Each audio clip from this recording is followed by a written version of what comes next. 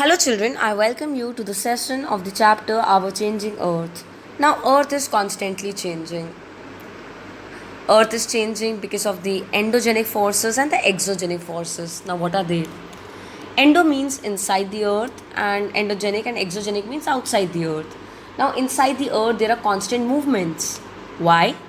Because inside the earth, there are tectonic plates which are floating. Sometimes they come closer to each other, then they strike each other, right? And the earth gets shaken. We call it earthquake. Sometimes they move away from each other, right? Magma oozes out of them.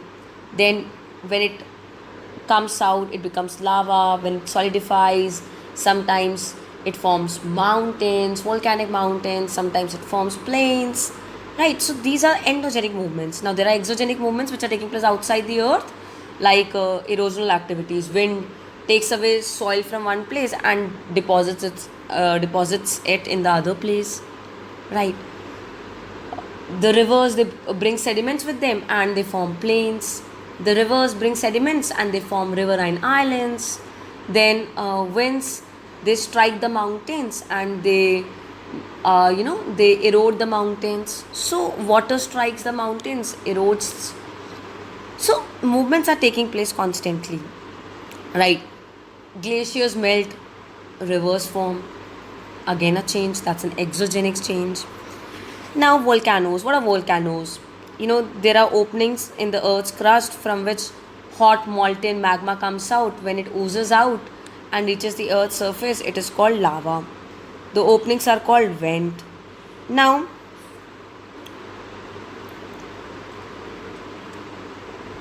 when it oozes out, the shape is like a crater, right?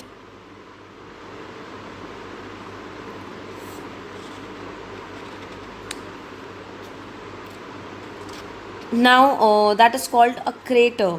What is it called? This funnel shaped opening, this funnel shaped structure which is formed is called a crater. And the opening through which actually magma is oozing out and then solidifying and becoming lava, that is called vent. Vent means opening. So, the conical shaped structure which is formed, that is crater. And on the top, the opening from which magma is oozing out and becoming lava, solidifying, cooling, and becoming lava, that is a vent. Now, volcanoes can be of various types. They can be active volcanoes, dormant volcanoes, extinct volcanoes. Active means they are living. They may erupt and hurl out gases, ashes. They may cause destruction. Now, there are active volcanoes around the Pacific Ocean, and so that place is known as Ring of Fire. Then some famous active volcanoes are Mount Etna in Italy, Barren Islands in the Andaman Sea, India. It is the only active volcano in India, Barren Islands, right in the Andaman Sea. Then we have dormant volcanoes. Dormant volcanoes are also known as sleeping volcanoes. We have dormant or sleeping volcanoes, for example, Mount Vesuvius in Italy. Dormant volcanoes, they are sleeping, they have not erupted from a few years, but then they may erupt and cause destruction. We do not know. So, see, Mount Vesuvius in Italy, it's a dormant volcano, but then Mount Etna in Italy is an example of active volcano. Then extinct volcano, they have not erupted for so many years, say a century or more, like Kilimanjaro in Africa, Rainier in the USA. Extinct volcanoes, even calderas are lakes which are formed from extinct volcanoes. Now, we are very sure that they would not erupt anymore. They are inactive now. They are inactive forever. Now, as I discussed that there is circum-Pacific belt. That means around the Pacific Ocean we have the Pacific Ring of Fire. Most of the volcanoes are active volcanoes are located here in the Andes of South America, Rockies of North America. Then we have the mid-world mountain belt. It consists of the extinct and dormant volcanoes, and Now it is along the Mediterranean Sea. So the places which are around the Pacific Ocean, they have those active volcanoes like Rockies in North America, Andes of South America. But the places which are around this Mediterranean Sea, the mid-world mountain belt, these places have extinct or dormant volcanoes, right? Now earthquakes, this shaking. Now the shaking takes place because when two tectonic plates strike each other, right? The place from where the earthquake begins, that point, is known as focus.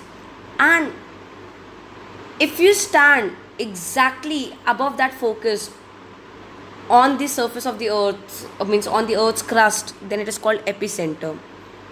So focus is inside the earth from where the earthquake has originated, and the point on the surface of the earth exactly above the focus is known as epicenter. Now the earthquakes, whenever the two tectonic plates strike, they send shock waves all around and they cause destruction. Now from the focus the waves go far and wide, causing destruction. They cause destruction. These waves are known as seismic waves. Of course, the places near the epicenter are affected the most, right? It's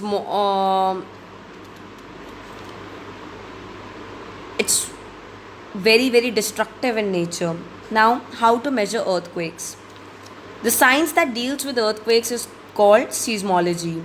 The earthquake scientists are known as seismologists. Simple. Now, seismograph is an instrument which records the waves, right? And there is also a scale called Richter scale, and on this Richter scale we measure.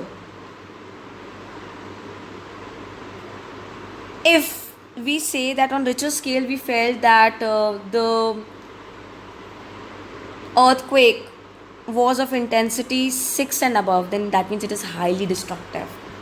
And if it is of below 6, it is fine, means it is not very destructive, it will not cause much destruction. In 1991, Uttarakhand was affected due to earthquake. 1993, Maharashtra. 1997, Madhya Pradesh, Jabalpur. 1999, Uttarakhand again. 2001, Bhuj, Gujarat. It was horrible. 2005, Jammu and Kashmir. Let's discuss about this Bhuj earthquake very quickly. Now, the intensity was 7.7. See, I just told above 6, it's very very dangerous. So that's what it measured on the scale, and it caused great destruction of life and property, and it took place on 26 January 2001. Now, the earthquake shaking was felt not only in India but also in Pakistan and Nepal. Many people died, more than 30,000 people died, 1,50,000 were injured. Bhuj, Anjar, Bachau, Ropar, all these places suffered. They were devastated actually. 450, it's said that 450 villages were almost totally, destroyed. Other urban areas were also destroyed.